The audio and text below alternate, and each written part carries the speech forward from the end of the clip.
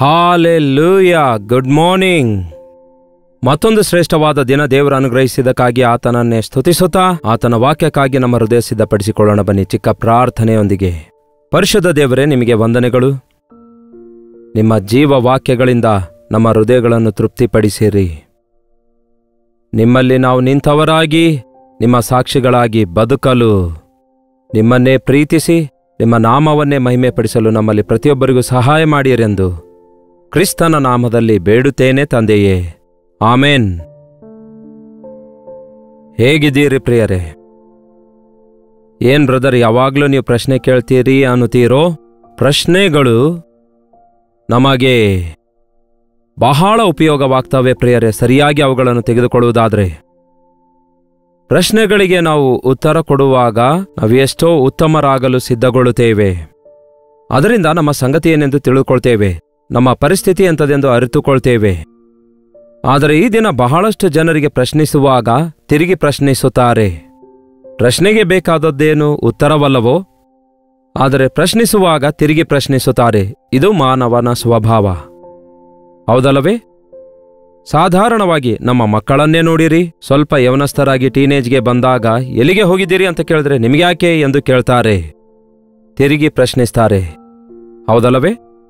ಜಾಗರೂಕನಾಗಿರು ಅಂತ ಹೇಳಿದ್ರೆ, ಇಲ್ಲವೇ ಜಾಗರೂಕನಾಗಿದೀಯಾ ಎಂದು ಪ್ರಶ್ನಿಸಿದರೆ ಮೊದಲು ನೀನು ಜಾಗರೂಕನಾಗಿದೆಯಾ ಎಂದು ಕೇಳ್ತಾರೆ.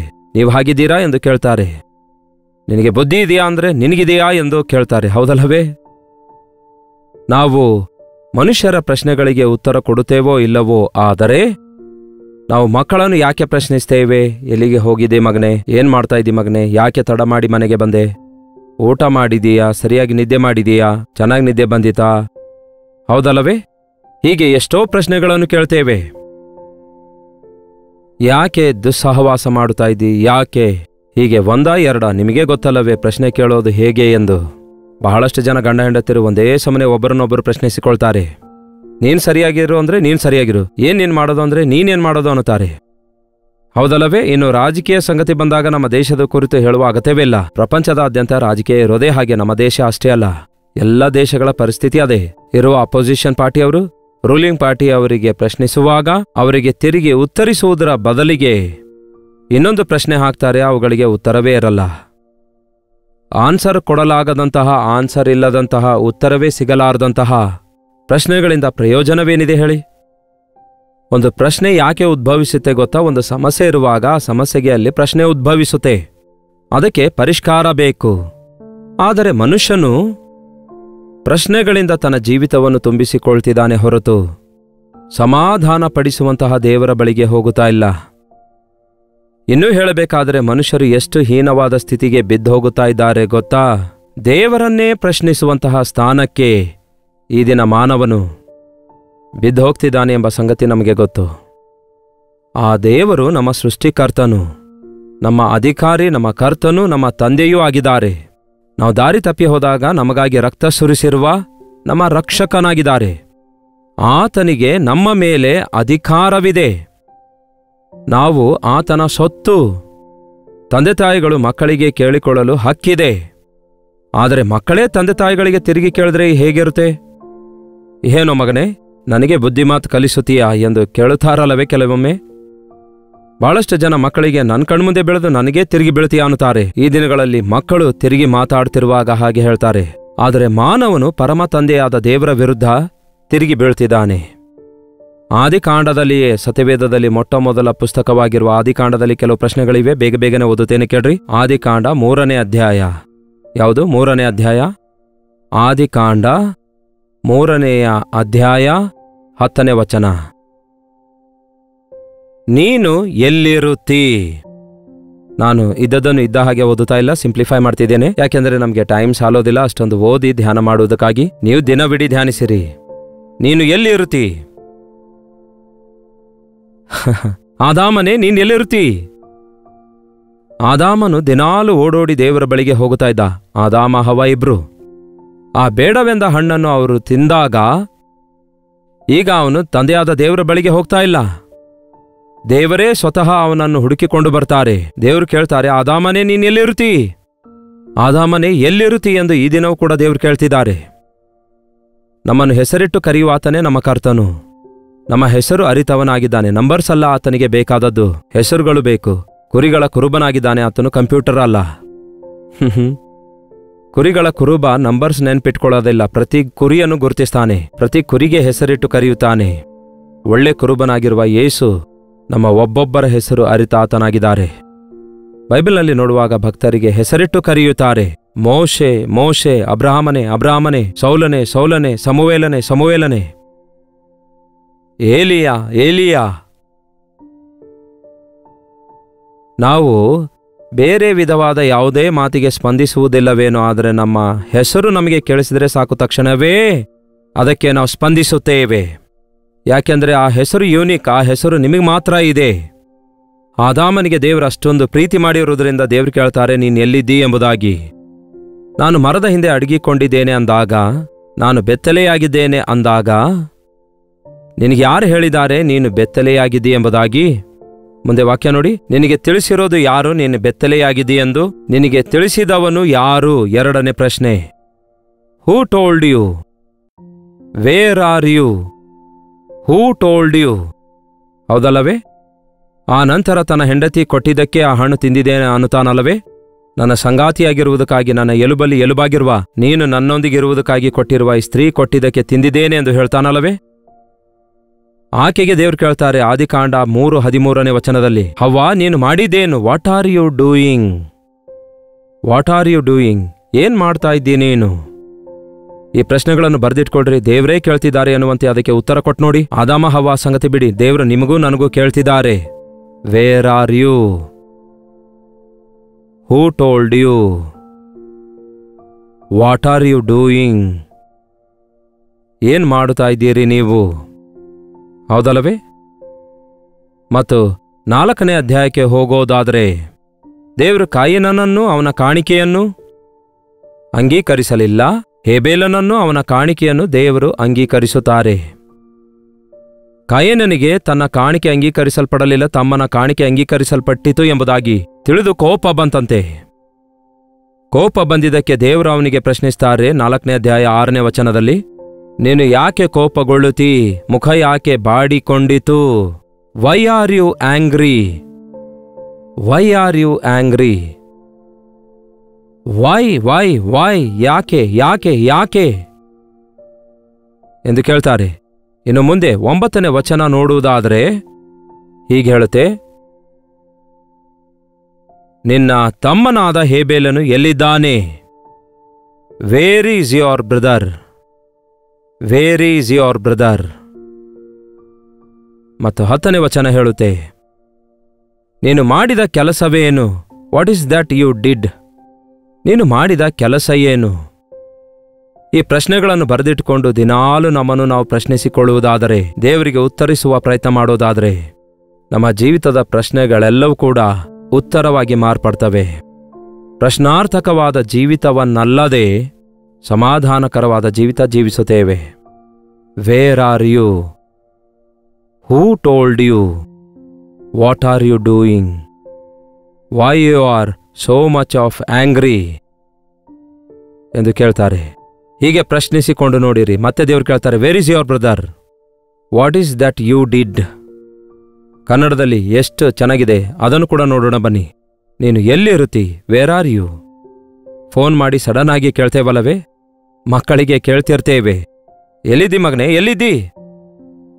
ಈ ದಿನಮಾನಗಳಲ್ಲಿ ಹೆಂಡತಿ ಗಂಡನಿಗೆ ಫೋನ್ ಮಾಡಿ ಎಲ್ಲಿದ್ದೀರಿ ಎಲ್ಲಿದ್ದೀರಿ ಎಂದು ಕೇಳ್ತಾಳೆ. ಆಫೀಸ್ನಲ್ಲಿದ್ದೀರೋ, ರೋಡ್ ಮೇಲಿದ್ದೀರೋ, ಯಾರೊಂದಿಗಿದ್ದೀರಿ? ಅಬ್ಬಾ, ಹೀಗೆ ಏನೇನೋ ಪ್ರಶ್ನಿಸ್ತಾರೆ. ಹೌದಲ್ಲವೇ? ಅವಾಗ ಫೋನ್ ಕಟ್ ಮಾಡಬೇಡಿ, ಫೋನ್ ಆಫ್ ಮಾಡಬೇಡಿ. ಅದು ಒಳ್ಳೆಯ ಪದ್ಧತಿ ಅಲ್ಲ. ನಿಮ್ಮ ಹೆಂಡತಿಯನ್ನು ದೇವರು ನಿಮಗೆ ಕಾವಲುಗಾರಳನ್ನಾಗಿಟ್ಟಿದ್ದಾರೆ. ನಿಮ್ಮ ಗಂಡನನ್ನು ದೇವರು ನಿಮಗೆ ಕಾವಲುಗಾರನಾಗಿಟ್ಟಿದ್ದಾರೆ. ನೀವೆಲ್ಲಿದ್ದೀರಿ ಎಂದು ನಿಮಗೆ ಕೇಳುವವರು ಇರುವವರೆಗೂ ನೀವು ಸುರಕ್ಷಿತರಾಗಿರ್ತೀರಿ. ನಿಮಗೆ ಕೇಳೋರಿಲ್ಲದಿದ್ದರೆ ನೀವು ಇಷ್ಟಾನುಸಾರವಾಗಿ ಮುಂದೆ ಸಾಗ್ತೀರಿ. ನಿಮ್ಮನ್ನು ಪ್ರಶ್ನಿಸುವವರನ್ನು, ಪ್ರೀತಿಸುವವರನ್ನು ನೆನಪಿಟ್ಕೊಳ್ರಿ. ಪ್ರೀತಿಯಿಂದ ಅವರಿಗೆ ಉತ್ತರ ಕೊಡಿರಿ. ಆಗ ನೀವು ಸುರಕ್ಷಿತರಾಗಿರುತ್ತೀರಿ. ಹೂ ಟೋಲ್ಡ್ ಯು? ಈ ದಿನ ಬಹಳ ಜಗಳಗಳಿಗೆ ಕಾರಣ ಏನು? ಎಲ್ಲರೂ ಹೀಗಂದ್ಕೊಳ್ತಾರೆ, ಎಲ್ಲರೂ ಹೀಗಂದ್ಕೊಳ್ತಾರೆ ಅನ್ನುತ್ತಾರೆ. ಎಲ್ಲರೂ ಹೀಗಂದಿದ್ದಾರೆ, ಎಲ್ಲರೂ ಹೀಗಂದಿದ್ದಾರೆ ಅನ್ನುತ್ತಾರೆ. ಹೂ ಹೂ ಹೂ. ಅಷ್ಟಕ್ಕೂ ಎಲ್ಲಿಂದ ಬಂತು ಆ ಸುದ್ದಿ? ವದಂತಿ ಅನ್ನುತ್ತಾರೆ ನೋಡಿ, ಸುಳ್ಳು ಸುದ್ದಿ ಅನ್ನುತ್ತಾರೆ ಅದಕ್ಕೆ. ನನ್ನ ಚಿಕ್ಕಂದಿನಲ್ಲಿ ಅನ್ನುತ್ತಾ ಇದ್ರು, ಆಕಾಶದಿಂದ ಬಂದ ಪತ್ರ ಎಂಬುದಾಗಿ ಅದಕ್ಕೆ ಮುಖವಾಗಲಿ ಬಾಲವಾಗಲಿ ಇರೋದಿಲ್ಲ. ಈ ದಿನಗಳಲ್ಲಿ ಅಂತಹ ಮಾತುಗಳನ್ನು ನಂಬಿ ಕಳವಳಗೊಳ್ಳುತ್ತಾರೆ. ಗಂಡ ಹೆಂಡತಿಯರ ಮಧ್ಯದಲ್ಲಿ ಚಾಡಿಕೋರರು ಬರ್ತಾರೆ. ಗಂಡನ ವಿರುದ್ಧ ಹೆಂಡತಿಗೆ, ಹೆಂಡತಿ ವಿರುದ್ಧ ಗಂಡನಿಗೆ, ಸ್ನೇಹಿತರಲ್ಲಿ ಒಬ್ಬರಿಂದೊಬ್ಬರಿಗೆ ಅಲ್ಲ ಸಲ್ಲದ ಮಾತುಗಳನ್ನು ಹೇಳ್ತಿರುವಾಗ ಆ ಮಾತುಗಳನ್ನು ವೈ ಆರ್ ಯು ಬಿಲೀವಿಂಗ್? ನಿಮ್ಮ ಹೆಂಡತಿಯನ್ನು ನೀವು ನಂಬಿರಿ, ನಿಮ್ಮ ಗಂಡನನ್ನು ನೀವು ನಂಬಿರಿ, ನಿಮ್ಮ ಫ್ರೆಂಡನ್ನು ನಂಬಿರಿ, ನಿಮ್ಮ ದೇವರನ್ನು ನಂಬಿರಿ.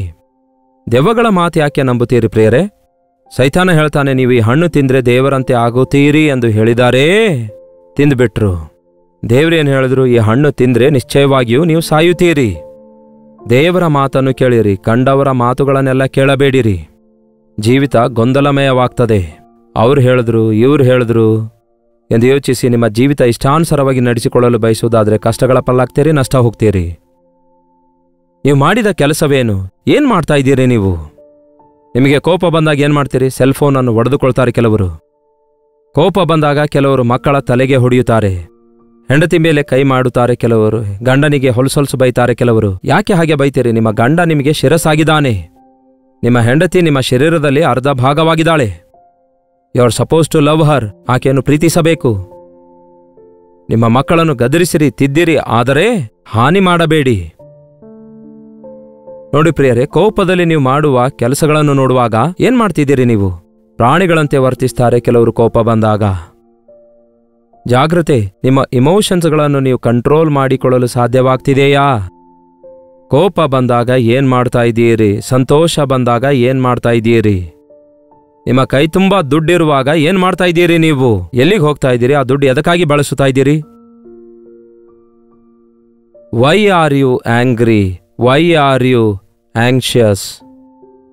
ಯಾಕೆ ಆತುರ ಪಡ್ತೀರಿ? ನನ್ನ ಮನವೇ, ನೀನು ಯಾಕೆ ಆತುರ ಪಡುತ್ತೀ? ಯಾಕೆ ನೀನು ಹಾಗೆ ಗಾಬರಿಗೊಳ್ಳುತ್ತೀ? ಯಾಕೆ ನೀನು ಕೋಪಗೊಳ್ಳುತ್ತೀ? ಯಾಕೆ ನೀನು ಅಸೂಯೆ ಪಡುತ್ತೀ? ಯಾಕೆ ನೀನು ಬಾಧೆ ಪಡುತ್ತೀ ಎಂದು ಹೀಗೆ ಪ್ರಶ್ನಿಸಿಕೊಳ್ಳಿರಿ ದಿನಾಲು. ದೇವ್ರ ಮುಂದೆ ಹೋಗಿ ಹೇಳಿರಿ. ಆ ಬಾಧೆ ಏನು, ಎಲ್ಲಿದೆ ಎಂದು ತಿಳಿದುಕೊಳ್ಳಿರಿ. ಆಗ ಅರ್ಥ ಆಗುತ್ತೆ. ಶಾರೀರಿಕ ಬಾಧೆಯೋ, ಮಾನಸಿಕ ಬಾಧೆಯೋ, ಕುಟುಂಬ ಸಮಸ್ಯೆಯೋ, ಆರ್ಥಿಕ ತೊಂದರೆಗಳು, ಬೇರೆಯವರು ಹಾಕಿರುವ ನಿಂದೆಗಳು, ಅಪನಿಂದನೆಗಳು, ಅವುಗಳನ್ನು ತಿಳಿದುಕೊಂಡು ದೇವರ ಮುಂದೆ ಬಂದು ಇವು ಯಾಕೆ ದೇವರೇ ಎಂದು ಕೇಳಿದ್ರೆ ಅವುಗಳಿಂದ ನಮಗೆ ಬಿಡುಗಡೆ ಕೊಡ್ತಾರೆ. Why are you angry? And where is your brother? ಎಲ್ಲಿದ್ದಾನೆ? ನನ್ನ ಸಂಗತಿ ನನಗೆ ಗೊತ್ತು, ನನ್ನ ಪಕ್ಕದವರ ಸಂಗತಿ ಗೊತ್ತಿಲ್ಲ ಅನ್ನಬಾರದು ಪ್ರಿಯರೇ. ಕುಟುಂಬಗಳನ್ನು ದೇವರು ನಮಗೆ ಕೊಟ್ಟಿದ್ದಾರೆ, ಪ್ರಾಣಿಗಳಿಗೆ ಕುಟುಂಬ ಇಲ್ಲ. ಮಾನವನಿಗೆ ದೇವರು ಕುಟುಂಬ ಕೊಟ್ಟಿದ್ದಾರೆ. We are accountable to one and other. ತಂದೆ ತಾಯಿಗಳು ಮಕ್ಕಳನ್ನು ಚೆನ್ನಾಗಿ ನೋಡಿಕೊಳ್ಳಬೇಕು. ಮಕ್ಕಳಿಗೆ ತಮ್ಮ ಒಂದು ಬೋಧನೆಯಲ್ಲಿ ಉಪದೇಶಿಸುತ್ತಾ ಪ್ರೀತಿಯಿಂದ ಮಕ್ಕಳನ್ನು ಬೆಳೆಸಬೇಕು.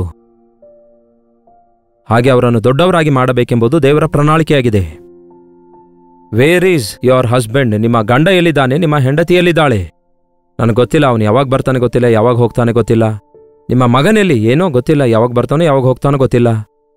ಕಾಲೇಜ್ ಅಂತ ಹೋಗಿ ಎಲ್ಲೆಲ್ಲೋ ತಿರುಗಾಡ್ತೇನೆ ಎಂದು ಈ ದಿನ ಹೇಳುವಂಥವರು ಎಷ್ಟೋ ಜನ ಇದ್ದಾರಲ್ಲವೇ? ಅಂತಹ ಪರಿಸ್ಥಿತಿಗಳಲ್ಲಿ ಬಹಳಷ್ಟು ಜನ ಯವನಸ್ಥರು ಸತ್ತು ಶವಗಳಾಗಿ ಬರುವುದು, ಇಲ್ಲವೇ ಯಾವುದೋ ಬಂಧನದಲ್ಲಿ ಬಂಧಿಸಲ್ಪಟ್ಟು ಜೈಲೊಳಗಡೆ ಬಿದ್ದು, ಇಲ್ಲವೇ ಗಾಯಗಳನ್ನು ಮಾಡಿಕೊಳ್ತಾರೆ ಆಕ್ಸಿಡೆಂಟ್ ಆಗಿ. ಇಂತಹ ನಾನಾ ಬಾಧೆಗಳಲ್ಲಿರುವುದನ್ನು ನೋಡ್ತೇವೆ. ಇಂತಹ ಪ್ರಶ್ನೆಗಳನ್ನು ದಿನಾಲು ನಾವು ನಮ್ಮನ್ನೇ ಹಾಕಿಕೊಳ್ಳುವುದಾದರೆ, ಇವುಗಳನ್ನು ನಮ್ಮನ್ನು ಪ್ರಶ್ನಿಸುವಂಥವ್ರು ಇರುವುದಾದರೆ ಅವರಿಗೆ ತಾಳ್ಮೆಯಿಂದ ಸಹನೆಯಿಂದ ಉತ್ತರಿಸುತ್ತಾ ನಮ್ಮ ಸ್ಥಿತಿ ಎಲ್ಲಿದೆ ಎಂದು ಪರೀಕ್ಷಿಸಿಕೊಳ್ಳುತ್ತಾ ಇರುವಂಥದ್ದು ನಮಗೆ ಎಷ್ಟೋ ಸುರಕ್ಷಿತವಾಗಿರುತ್ತದೆ. Where are you? Who told you? Where, who, what, when and ಏನ್ ಹೇಳಿದೆ? ವೇರ್ ಎಲ್ಲಿರುತ್ತಿ? ಯಾರು ಹೇಳಿದ್ದಾರೆ? ಯಾಕೆ ನಿನಗೆ ಕೋಪ? ಯಾಕೆ? Why and where and what are you doing? ಏನ್ ಮಾಡ್ತಾ ಇದ್ದೀರಿ? ದಿನಾಲೂ ಈ ಪ್ರಶ್ನೆ ಹಾಕಿಕೊಂಡು ನೋಡಿ. ಬೇರೆ ಯಾರೂ ಅಲ್ಲ, ನಿಮ್ಮನ್ನು ನೀವೇ ಪ್ರಶ್ನಿಸಿಕೊಳ್ಳಿ. ನಾನು ಮಾಡುವ ಕೆಲಸ ಏನಿದು? ನಾನು ಹೋಗುವ ಸ್ಥಳ ಏನಿದು? ನಾನು ಮಾತಾಡುವ ಮಾತೇನಿದು? ನನ್ನ ಬದುಕೇನು ಎಂದು ಆಲೋಚಿಸಿಕೊಂಡು ದೇವರೇ ನನಗೆ ಸರಿಪಡಿಸಿ ಎಂದು ಕೇಳಿ ನೋಡಿ, ಅದ್ಭುತ ಉಂಟಾಗುತ್ತೆ. ಪ್ರಾರ್ಥನೆ. ಪರಿಶುದ್ಧ ದೇವರೇ, ಪ್ರೀತಿಯುಳ್ಳ ತಂದೆಯೇ, ಒಂದು ದಿನ ಹೇಗೋ ನಿಮ್ಮ ಮುಂದೆ ನಿಂತು ನಮ್ಮ ದೇಹದಿಂದ ಮಾಡಿದ ಪ್ರತಿಯೊಂದು ಕಾರ್ಯಕ್ಕೂ ಲೆಕ್ಕ ಒಪ್ಪಿಸಬೇಕಾಗಿದೆಯಲ್ಲವೇ? ಆ ತೀರ್ಪಿನಿಂದ ತಪ್ಪಿಸಿಕೊಳ್ಳುವಂತೆ ಆಯಾ ದಿನಕ್ಕೆ ತಕ್ಕ ಹಾಗೆ ನಮ್ಮನ್ನು ನಾವು ಪರಿಶೀಲಿಸಿಕೊಂಡು ನಮ್ಮ ತಪ್ಪುಗಳನ್ನು ಸರಿಪಡಿಸಿಕೊಂಡು ನಿಮಗೆ ಉತ್ತರ ಕೊಡುವ ಹಾಗೆ ಸಹಾಯ ಮಾಡಿರಿ. ನೀವು ಕೊಡುವ ಪರಿಷ್ಕಾರ ಹೊಂದಿ ಸಮಾಧಾನದೊಂದಿಗೆ ನಿಮ್ಮ ಸಾಕ್ಷಿಗಳಾಗಿ ಬದುಕಲು ನಮ್ಮಲ್ಲಿ ಪ್ರತಿಯೊಬ್ಬರಿಗೂ ಸಹಾಯ ಮಾಡಿರಿ. ಲೆಕ್ಕಪತ್ರ ಇಲ್ಲದ ಜೀವಿತ, ಹತೋಟಿಯಲ್ಲಿಲ್ಲದಂತಹ ಬದುಕು, ಎಲ್ಲರೂ ಇಷ್ಟಾನುಸಾರವಾಗಿ ಜೀವಿಸುವಂತಹ ಜೀವಿತ ಈ ಲೋಕದಲ್ಲಿ ಇದ್ದಿರುವಾಗ ಅಂತಹ ಪರಿಸ್ಥಿತಿಯಲ್ಲಿ ನಿಮ್ಮ ನಾಮ ಧರಿಸಿರುವಂತಹ ನಾವು, ನಮ್ಮ ಕುಟುಂಬವಾಗಲಿ ನಮ್ಮ ಮಕ್ಕಳಾಗಲಿ ಅಂತಹ ಸ್ಥಿತಿಗೆ ಬಿದ್ದೋಗದಂತೆ ನಿಮಗೆ ಸಾಕ್ಷಿಗಳಾಗಿ ಬದುಕುವ ಹಾಗೆ ನಿಮ್ಮ ಆತ್ಮದಿಂದ ನಮ್ಮನ್ನು ಬಲಪಡಿಸಿರಿ ಎಂದು ಕ್ರಿಸ್ತನ ನಾಮದಲ್ಲಿ ಬೇಡುತ್ತೇನೆ ತಂದೆಯೇ, ಆಮೇನ್. ತಂದೆಯಾದ ದೇವರ ಪ್ರೀತಿಯು, ಮಗನಾಗಿರುವ ಕ್ರಿಸ್ತನ ಕೃಪೆಯೂ, ಆದರಣೆ ಕರ್ತನಾದ ಪವಿತ್ರಾತ್ಮನ ಸಹವಾಸವು ಕೂಡಿ ಬಂದಿರುವ ನಮ್ಮೆಲ್ಲರೊಂದಿಗೂ ಇಂದಿಗೂ ಸದಾಕಾಲಕ್ಕೂ ನೆಲೆಯಾಗಿರಲಿ. ಆಮೇನ್. ದೇವರಿಗೆ ಸ್ತೋತ್ರ. ನಿಮ್ಮ ಪ್ರಾರ್ಥನಾ ಮನವಿ 8939731313 ನಂಬರ್ಗೆ ಇತರ ದೇಶದಿಂದಲೂ ಸಹ ವೀಕ್ಷಿಸುವುದಾದರೆ ಇದೇ ನಂಬರಿಗೆ ನಿಮ್ಮ ಪ್ರಾರ್ಥನಾ ಮನವಿ ಕಳಿಸುತ್ತಾ ಇರಿ. ನಿಮಗಾಗಿ ನಾವು ಪ್ರಾರ್ಥಿಸ್ತಿದ್ದೇವೆ. ದೇವರು ನಿಮಗೆ ತಪ್ಪದೆ ಸಹಾಯ ಮಾಡ್ತಾರೆ. ಕರ್ತನ ಚಿತ್ತವಿರುವುದಾದರೆ ಮತ್ತೆ ನಾಳೆ ಇದೇ ಅನುದಿನದ ಧ್ಯಾನ ಎಂಬ ಕಾರ್ಯಕ್ರಮದಲ್ಲಿ ಮತ್ತೊಮ್ಮೆ ಭೇಟಿಯಾಗೋಣ. ಅಲ್ಲಿವರೆಗೂ ದೇವರ ಮಹಾಕೃಪೆ ನಿಮ್ಮೆಲ್ಲರೊಂದಿಗಿರಲಿ.